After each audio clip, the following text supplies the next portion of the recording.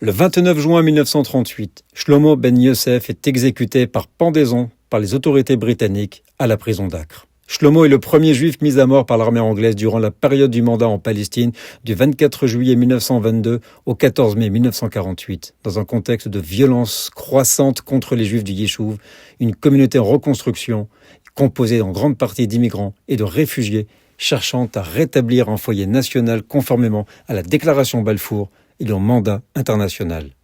Shlomo est né en 1913 en Europe orientale, alors dans une région marquée par l'instabilité politique et l'antisémitisme. Il a grandi dans un environnement où le sionisme gagne en influence. En 1928, il adhère au mouvement de jeunesse sioniste, le Bétar. En 1930, il émigre en Palestine mandataire.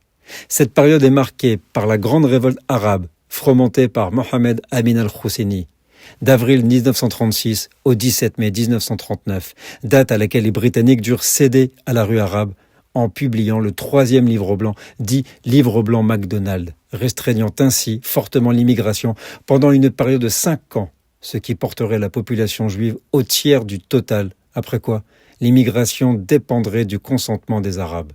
Ce qui était particulièrement troublant alors que la Seconde Guerre mondiale battait son plein et était sur le point d'anéantir les Juifs en Europe. Dans ce climat, Shlomo Ben Yosef rejoint l'Irgun.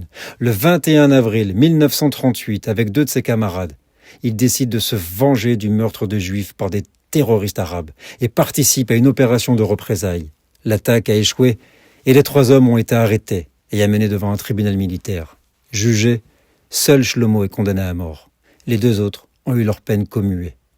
Ce que les autorités refusèrent pour Shlomo malgré son jeune âge et les appels à la clémence. C'est ainsi que le 29 juin 1938, condamné à mort, Shlomo Ben Yosef est allé à la potence de la prison d'Acre, chantant des chansons du Bétar.